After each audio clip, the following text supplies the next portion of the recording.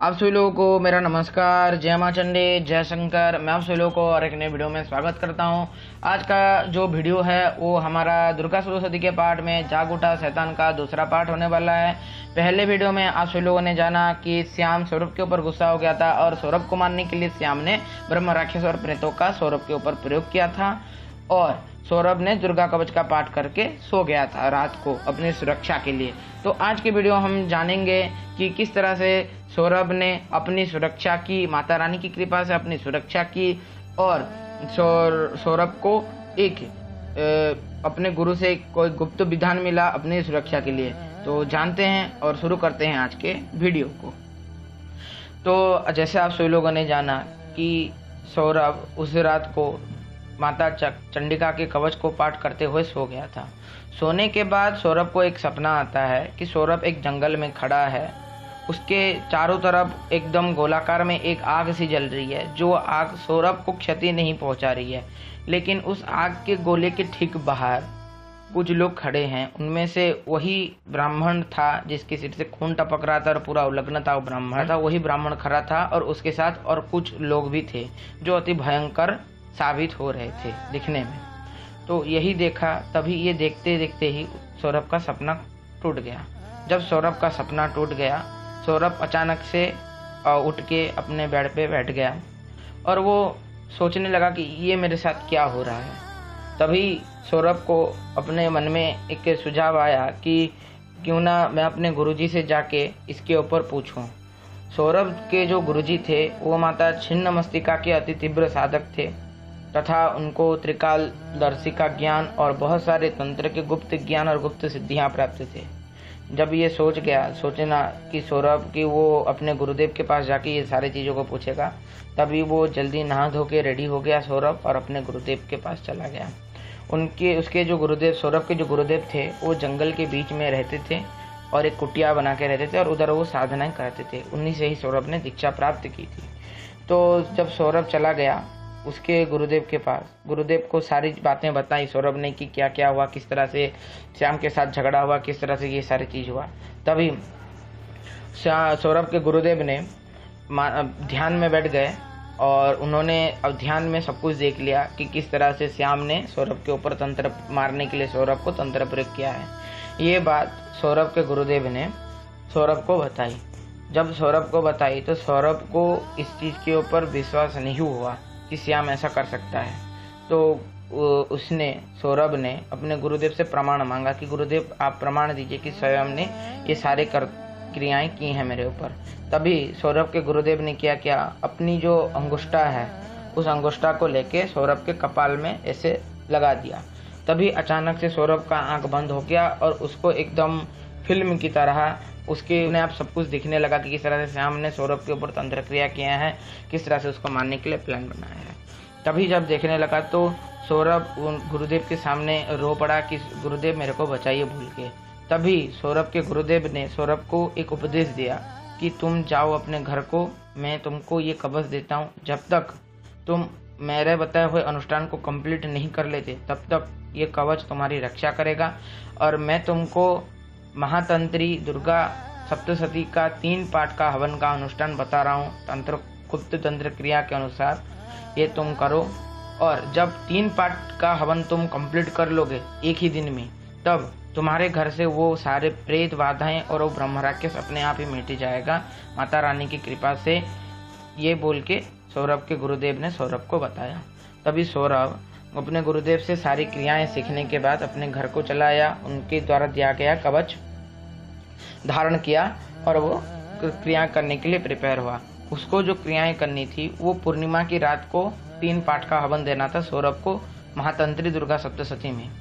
हम महातंत्री दुर्गा सप्तशती के बारे में जब बात उठी है तो मैं आपको बता दूं सब लोगों को, ये कोई अलग से दुर्गा सप्तशती नहीं है। ये दुर्गा सप्तशती के पाठ में बहुत सारे क्रम होते हैं, शायद 12 से 13 क्रम हैं।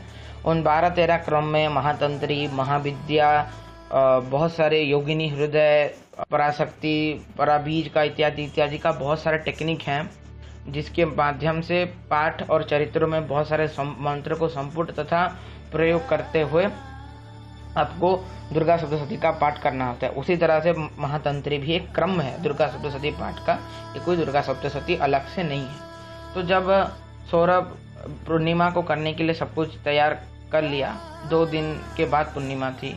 इस 2 दिन के अंदर सौरभ अपने घर में बहुत सारे पैरानॉर्मल एक्टिविटीज़ देखा, जैसे उसकी दीवारों में बहुत खून का लगा होना, उसके घर में किसी के रोने का बार बार आवाज़ आना, किसी और उसके अलावा और किसी का होने का एहसास होना, इत्यादि इत्यादि, और उसके ऊपर किसी का कोई सामान फेंकना इत्यादि इत्यादि का जब अनुभव होने लगा तो सौरभ डरा नहीं और अपने पूर्णिमा के आने तक का इंतज़ार किया। पूर्णिमा के रात को सौरभ बैठ गया हवन में। जब उसको एक ही रात में दुर्गा सप्तशती के 3 पाठ का हवन करना था, यानी कि करीब मतलब पूरे 3 पाठ वो करेगा और उसका हवन करेगा महातंत्री क्रम में। ये बहुत कठिन होता है और इससे बोला जाता है शत्रुनाश और धन का प्राप्ति होता है। तो महातंत्री क्रम में सौरभ ने जब हवन शुरू किया तो एक एक करके पहले जब उसने एक पाठ का जब हवन देने लग गया था, तभी वो प्रेत, जितने भी प्रेत थे उसके घर में, करीबन 6 से 8 प्रेत थे, वो प्रेतों की एक तरह से टोली बोला जा सकता है। वो प्रेतों की टोली सौरभ के आगे प्रकट हो गए और सौरभ को बहुत प्रकार से डराने की कोशिश की है, लेकिन सौरभ अपने गुरुदेव के दिए हुए कवच के माध्यम से अपनी सुरक्षा करते हुए तथा माता चंडिका के कवच का पाठ किया था उसने, और अपने चारों तरफ सुरक्षा घेरा लगा के जो पाठ कर रहा था उसके वजह से क्या हुआ, उसकी सुरक्षा भी हो गई।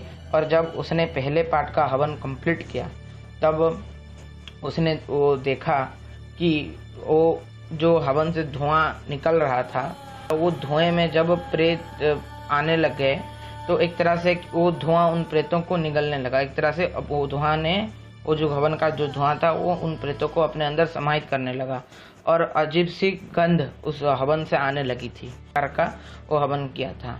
दूसरा पार्ट निर्विघ्न में कंप्लीट हो गया। प्रेत तो पहले पार्ट में आ गए थे, उसके बाद वो प्रेत भी सारे गायब हो गए अचानक से, उस धुएं में एक तरह से मतलब मिल गए।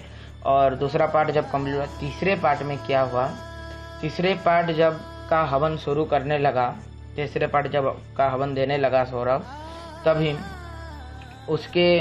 उसने देखा कि उसके आसपास एकदम धुआं होने लगा, अचानक से बहुत गहरा धुआं होने लगा है, सौरभ के सामने धीरे धीरे करके आ रहा है। तो जब सौरभ ने देखा तो सौरभ अति डर गया। इतना भयंकर दृश्य देख के सौरभ अचानक से डर गया और जोरों जोरों से दुर्गा सप्तशती के मंत्रों का उच्चारण करते हुए वो हवन देने लगा। तभी वो प्रत्यक्ष रूप में वो जो राक्षस था, यानी कि जो ब्रह्म राक्षस था, वो ब्रह्म राक्षस जो देख रहा था सौरभ, उस ब्रह्म राक्षस उसके सामने प्रत्यक्ष रूप में प्रकट हो गया और उसका रूप इस तरह से विकराल था।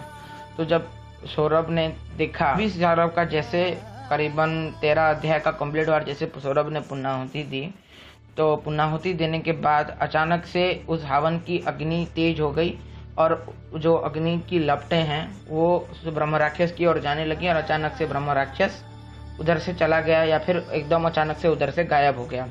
उसके बाद सौरभ हवन खत्म करके सो गया।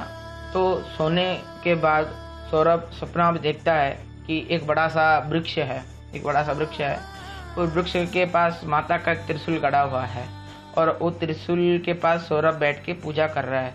अचानक से सौरभ देख रहा है कि वही उस त्रिशूल को लेके एकदम आगे फेंक देता है। तो जब फेंक देता है तो वो त्रिशूल कुछ लोगों को लगता है, जिसके गायब हो जाते हैं उधर से लगने के बाद, और एक इंसान था जो बिल्कुल श्याम की तरह दिख रहा था और उसको लग जाता है। तो उस त्रिशूल उसको लगने के बाद वो इंसान जो श्याम की तरह दिख रहा था वो घायल होकर गिर जाता है और तभी ही सौरभ का सपना टूट जाता है।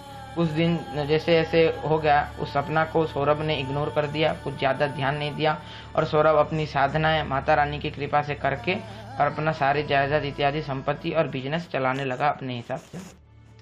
कुछ दिन के बाद सौरभ को सुनने को मिला कि सौरभ एकदम मरणोत्तर स्थिति में है और वो किसी भी समय मरने वाला है बोल के ये सौरभ को एक तरह से जैसे बात सुनी जाती है, बहुत लोग बात चर्चे करते रहते हैं, तो उस चर्चों में से सौरभ को ये बात सुनने को मिली। तभी सौरभ के मन में श्याम के प्रति दया आ गया और सौरभ श्याम को देखने के लिए चला गया। जब सौरभ श्याम को देखने के लिए चला गया। उसने उसके घर के जाके देखा तो उसने देखा कि श्याम एकदम बेड रिडन हो चुका है। उसके शरीर में बहुत जगह पे घाव आ चुके हैं, बहुत उसको वो एकदम चल फिर नहीं पा रहा है, वो एकदम लेटा हुआ है। तभी वो श्याम के पास में जाके बैठा और श्याम को उसने बोला कि ये तेरे साथ क्या हुआ है। तभी श्याम ने बोला कि ये सब मेरी ही गलती के कारण मैं ये भोग रहा हूँ।